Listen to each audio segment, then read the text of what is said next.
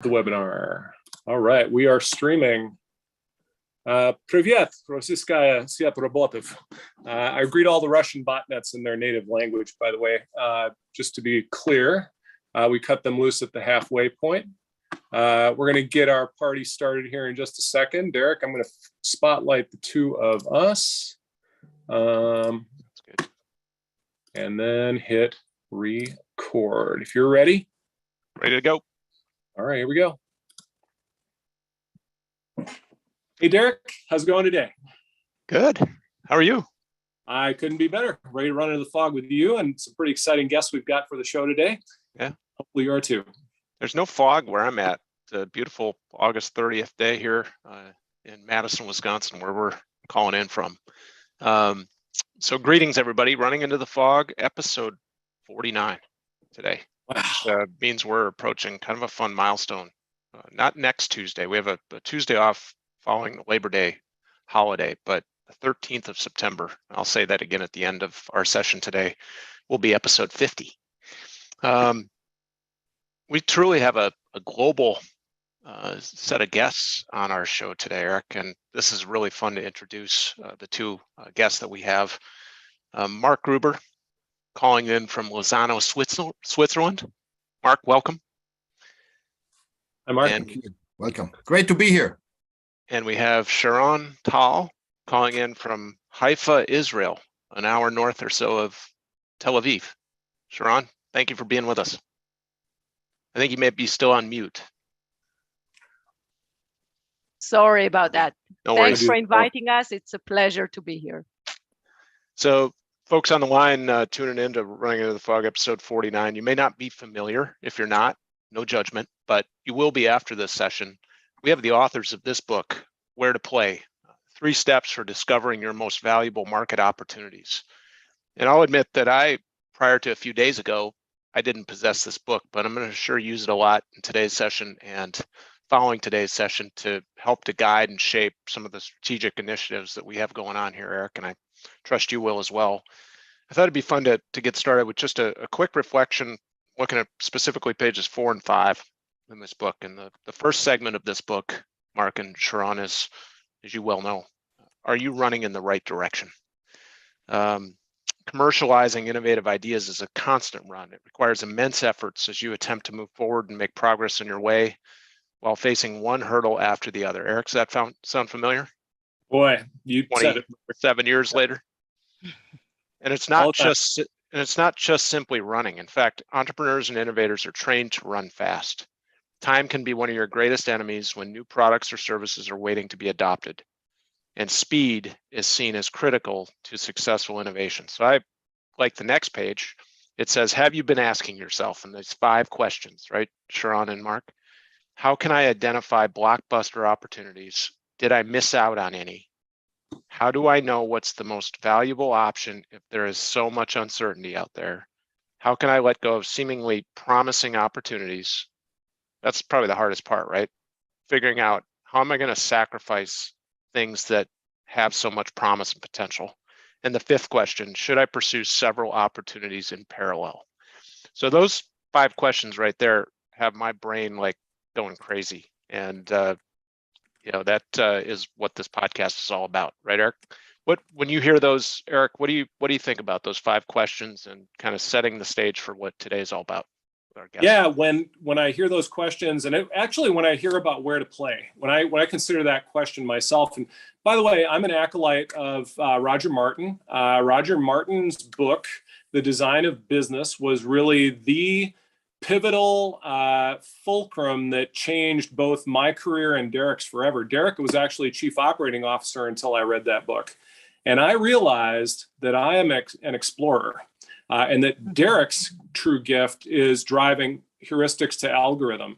And so I said, Derek, you got to take over as CEO, and I got to go back to the top of the funnel and start looking at new mysteries. So for me, it's all about the marketplace and what it is the marketplace will reward with share. And to that point, and this is a quick little sidebar because I forgot to do it earlier, we need everybody who's streaming online right now to scan that QR code if you want to stay for the full hour so that you can register and join us back here on the bridge. We're going to be turning Sharon and Mark over to 3 interlocutors in the second half, and I'm recruiting those folks right now. So if you're on the bridge and you'd like a little time together with Mark and Sharon in the second half, where the Joe Bros get out of the way and let you take the stage, that's what we're going to do. But when I hear about that, I think about the marketplace and what is it that the marketplace will reward with share, and how do I discern what those characteristics are? And then, even if I lack the capabilities, and that's, I think, my big question for you two today, even if I lack the capabilities that the market wants, should that stop me? So that's a good question, a valid question. Oftentimes you don't fully lack the capability. Think about Apple entering the car market. Why do they do this? Because if they look at the future of the car, they already have design capabilities, software capabilities, entertainment capabilities, and all of those will be needed in the future car. What they are lacking is, of course, building the chassis, the electric motor. So if you look hard enough, you will realize that oftentimes you have a big chunk of the capabilities in-house already. And then it's about actually finding out how you can acquire these missing capabilities. And that's actually it's more managerial. The first step is more entrepreneurial, figuring out, well, as an Apple, you can become a car producer. And the second step is one where you say, hey, how can I now hire away the engineers from Porsche? How can I partner up with Fiat? How can I get these capabilities in-house to actually produce that car? Very good. By the way, your remarks just now, Mark, have allowed me to recruit our first interlocutor. Dr. Craig S. Fleischer is going to be gracing us. Interlocutor number 1. I'm going to let him go first. So fantastic remarks, Mark. Sharon, do you have any thoughts on that? Well, I think as managers, we always brainstorm and think where else we can go, what's going to be the next engine of growth, how do we leverage existing capabilities to find out new things, maybe out of our existing boundaries and existing markets. So I think the key question, is it actually worth pursuing? Is it valuable? Should we put in the effort in bridging the necessary capabilities to actually play in a new domain or a new market? And where to play this thing, I guess the key value that it brings is to help you do this critical decision-making process in a structured manner. Yeah, I use the word intentional and accidental a lot. I think a lot of entrepreneurs accidentally, ask me how I know, end up doing things that maybe were not intentional. They may make money at it. It might even have a fast growth opportunity there, but they didn't do it on purpose. They sort of fell into it. And you hear that from entrepreneurs a lot, is I sort of fell into this, marketplace. And I think what you present is choice making, the ability to make more disciplined choices and make those choices very, very intentional by sacrificing the ones that are not just right for you. And so anyway, I know you have some slides that you'd like to share as well. Sharon, is now the time for that? I'd love to hear sort of the quick overview of the method. Sure. So let me just say before I put up the slides, the book Where to Play presents a method that we call the Market Opportunity Navigator. It's a 3-step method to help managers identify new market opportunities for the business, evaluate them in a systematic manner so they can make a more informed decision, and then lastly, prioritize them. So Derek, going back to the 5 questions on what do we sacrifice? Do we actually need to sacrifice? Can we do different options in parallel? That's the prioritization step. And there's a lot of depth and breadth into these 3 steps and how they should be conducted. And over a decade of research and hundreds of cases and startup and scale-ups that both Mark and I did during the previous years before we wrote the book, to bring all this together into a systematic framework. So Mark, go ahead and add while I share my screen. I think there's an important observation also in Eric, what you said, the stumble upon, this happens. Luck in life is important, yes, but the question is, can we develop more systematically a capability that allows you to identify great opportunities, and manage that capability? Because there's a lot of value lying into that in that capability. If we can manage that process systematically, which means it's the basic meaning of having a capability doing this, we can more systematically see more opportunities, better opportunities. And if you think where value creation comes from, that's where value creation comes from. It starts with the opportunity you see. So in that sense, this capability is of vital importance. And I think the framework, provides you a guideline, a way to develop that capability in a very systematic manner, and basically make it part of your corporation, your startup. So Sharon, here we go. Yes. Sharon, before, I'm sorry to interrupt. I'm dying to ask one question. How did the two of you meet to put this book project together? And who did you write this book for? Okay.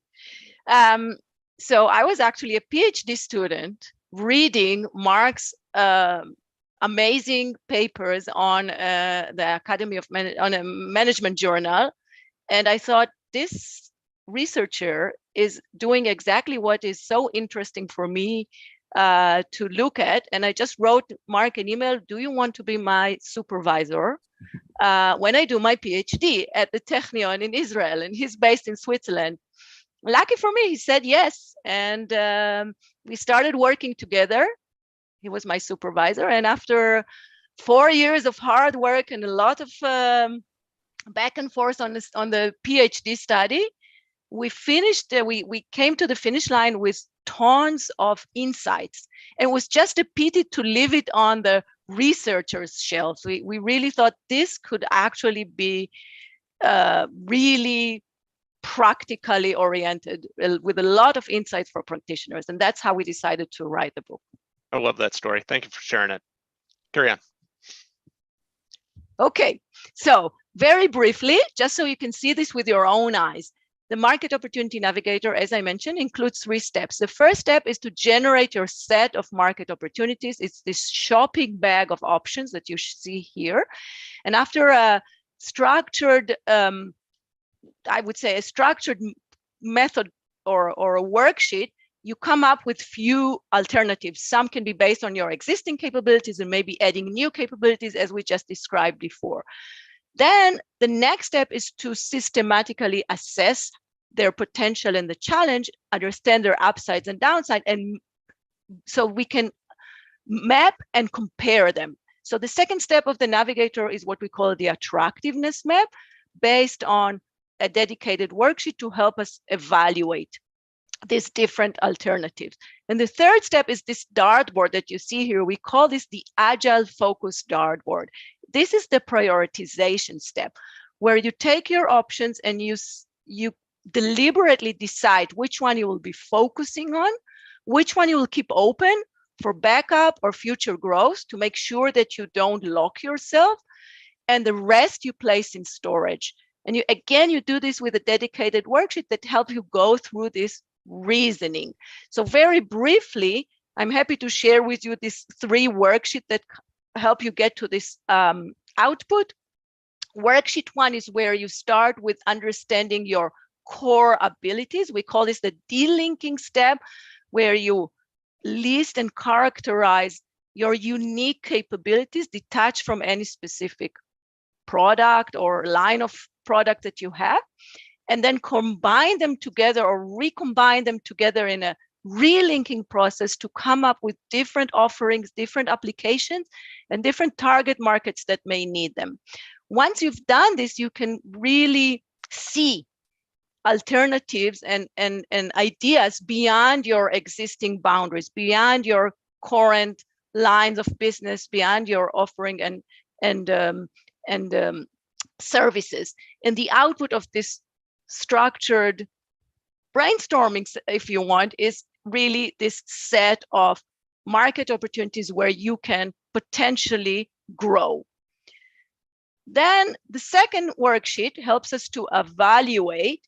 It has 2 parts: the potential evaluation or assessment with 3 key factors to assess the potential of every market opportunity in your set, and then the challenge in pursuing these opportunities. And together we know, based on 50 years of research, that options, opportunities vary based or differ based on their level of potential and level of challenge.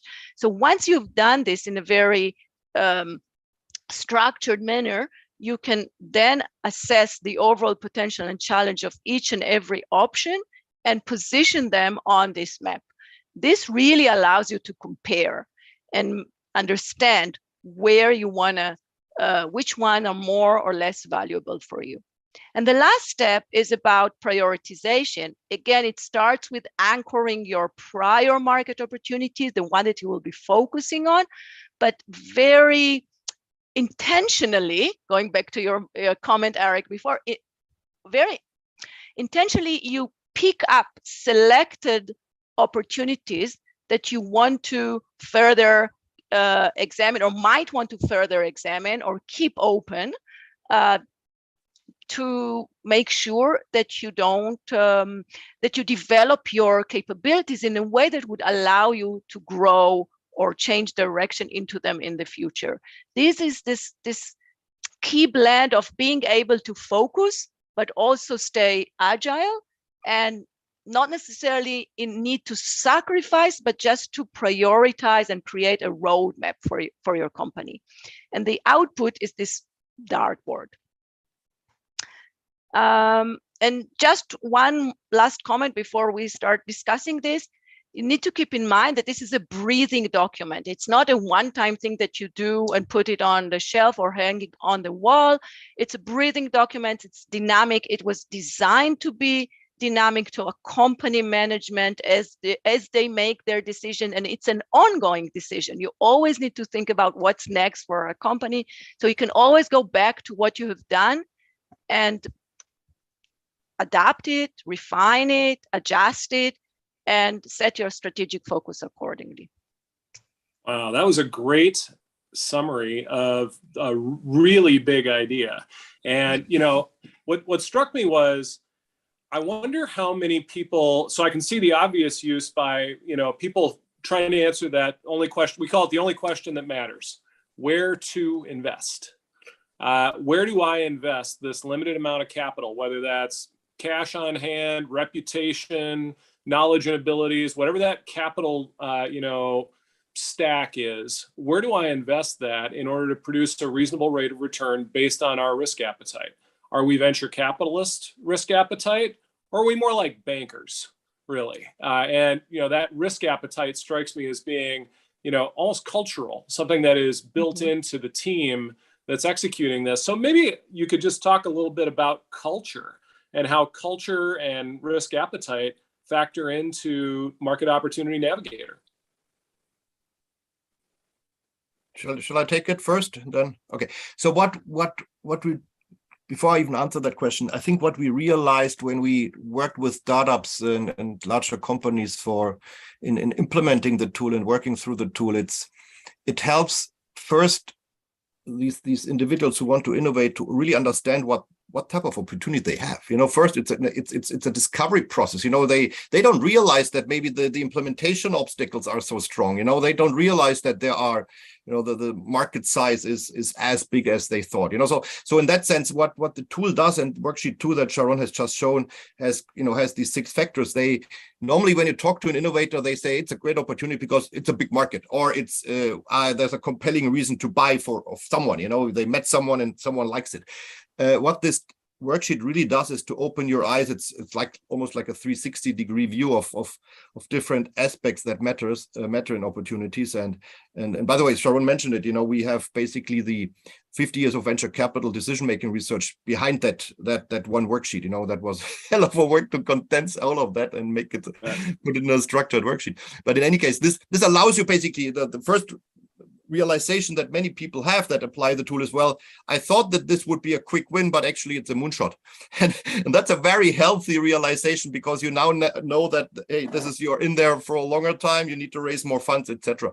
And coming back to your original question, I think the cultural component matters a lot. You know, some cultures tend to be a bit risk averse. You know, if I look, I'm based in Switzerland. We're not known in the world to being the most adventurous. You know, we tend to be a bit more conservative, steady, which has its own virtue. virtues. You know, we have a currency that is appreciated by the whole world nowadays because it's appreciating so much. But there are other cultures. You know, if you look at Israel, you know, they're called the startup nation for a reason. You know, they are daring, probably on average significantly more than we do. You know, so from that perspective, I think the tool helps you to understand, you know, the riskiness, the uncertainty within different opportunities. And what it allows you to do is also to discriminate between opportunities of different levels of uncertainty. You know, for some that might be ready to be exploited, you know, there's not much uncertainty. Others are quite uncertain. And then you also can calibrate, you know, what you want to do with your own risk appetite. But Sharon, over to you for additional answers. I basically, you said what I wanted to say, but I had another thought in terms of the culture, and that's about making decisions in a team versus you know, a hierarchical with a one you know, CEO that makes a decision based on his opinion. And I think in Israel, for example, we are a very flat society and teamwork is very common. And one thing that a process like this allows you to do is actually work with a team and bring different perspectives to the table and discuss and debate and share and make reach an agreement on what's next for the company. So if you're coming from a culture that nourishes this, I think structured frameworks like this one, not only this one, of course, but such as the Market Opportunity Navigator are extremely valuable. Yeah. That's awesome. Derek, you look like you have something to say in there, but I won't read your mind too much.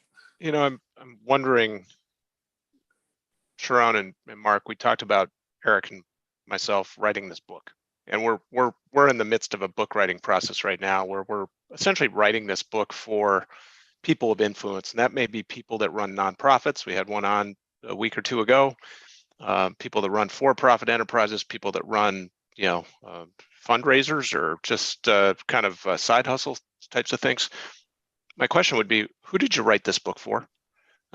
Is it for a very wide range of audience, or is it a specific type of influencer of one form or another that you wrote the book for? Should I start? Okay, I'll go first. So it's a good question, and I'll tell you why. First, Mark and I both came from the academic world. So we wanted to write the book to make an impact. So we had a goal. The goal was to bring this know-how and insights that we had to the world, to anyone that actually needs it. And I think the biggest drive and motivation for Mark and myself, I can speak for both of us, I guess, is really to make an impact. Mm-hmm. But still, preaching about market opportunities and needing to prioritize your target markets, we also had to do this ourselves. So if you look at the last part of the book that you hold in your hand, the very last chapter is the navigator's navigator and how we prioritize our own target markets for this framework. And we had a couple of potential users or use cases. These were, of course, early stage startups, innovation managers for larger corporations, investors, tech transfer officers, and educators. And we did a lot of market research, market study, a very systematic process, customer discovery process, if you want, to go through this prioritization step ourselves. And we realized that we'll start with startups and educators and then grow into larger companies in the future. And that's exactly what we did. And we went in the path that we try to preach others to do.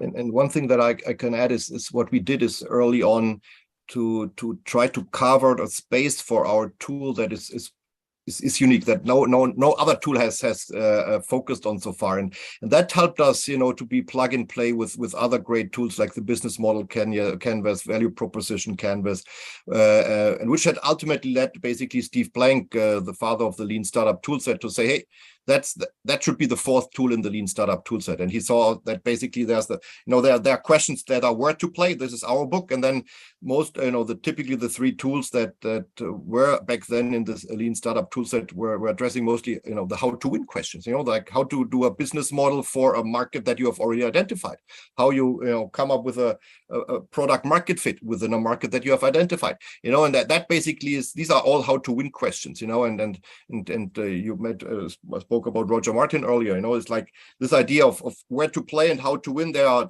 cousins. You have to answer both, and if you answer both in a good manner, these are truly the outperforming firms. You don't want to be the best one in a very weak market. That I'd rather be in a very good market and maybe not necessarily the best. So there's interesting trade-offs if you look at both, but ideally you want to have really perform well in an excellent market.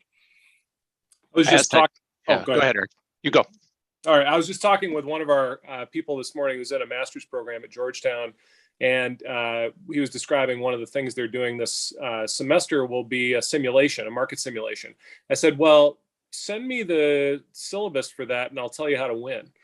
Because there's always, a code that's built. You two know better than anyone. There are criteria that are telegraphed by the description of what the objectives are, that if you know that criteria, you can game that system. And I said, I'll give you exactly the instructions of where to invest so that you produce probably 10 times more than number 2 by the time the semester is over with, because all those games work that way. They're not really human. They don't really account for the human factor, which is our capacity for prideful mistake making and false assumptions and falling in love with our own ideas to a degree that the market's deep indifference ultimately sobers us from. And I think that's what I really love about your model, is that it keeps you sober. You can't get intoxicated by things you aren't really seeing that you want to see. Things that you want to see in your market opportunity analysis, you're forced to confront reality. So anyway, my compliments on that. That's what sticks with me. And if I can add one more element there, I think what you're talking about is entirely true. What we realized as well is that once people have gone through this process, it changes their thinking, their comprehension of what type of company they actually are running. And I think this is a very profound change that I think no other, because we are really on the strategic level that I don't know from any other tool, because you realize that, hey, you're not a one-trick pony. You can actually grow in these other markets too. And this is an important realization because it allows you to pick a better brand name. It allows you to hire better, the staff that might fit your growth trajectory. It might, create a better IP strategy for you because you understand where else you could play. And I think these are all fundamental benefits. And we get many entrepreneurs who unfortunately discover the tool too late. They come to us and say, I wish I would have known this when I was starting off, and I with doing something like the show today and broadcasting and doing our consultant trainings online, we try to get the news out there that there is such a tool so that we get the people a bit earlier to the process so that they realize that they are the masters. They are designing the companies, and they have actually many more. Let me put it this way: I've yet to see a company that only has only truly one opportunity. Once you talk to them and you work with them, it's typically 2, 3, 5 different ones, and then it's eye-opening. Right on. That's my takeaway from what you said, Derek. I've got to do one thing before you jump in, and this is my last chance to do this. Scan that POAP audience and redeem this by scanning this QR code. I know we've got 9 redemptions already, even though I haven't had it on screen. So that proves how popular you two are. I haven't featured it at all. We've already had nine scans, but please give that a scan, grab the POAP. And then Derek, I'm sorry to interrupt you like that. I'm going to put Mark and Sharon back on here while they're. I was simply going to say, I'm not saying the model is simple, but the elegance and the simplicity of it comes out in the few slides you did share. And I think even for those of us that might be running a really micro-sized business in comparison to some of the mega caps out there, the model itself, moving through it, and ultimately getting to that agile focused dartboard allows just an excellent way to simplify those things you need to focus on now, those that you keep open, and those that you might place in storage, right? And I love it. And I have to admit, I feel a little bit silly that I haven't discovered your book prior to now. So, well, maybe Derek, just a moment about where else, if people want to learn a bit more about the framework. for sure. So other than the book, we have tons of cases and material and supporting resources on our website. It's wheretoplay.co, wheretoplay.co. And you are all invited to come in. You can download the worksheets for free. We also have a free web application where you can run the process digitally.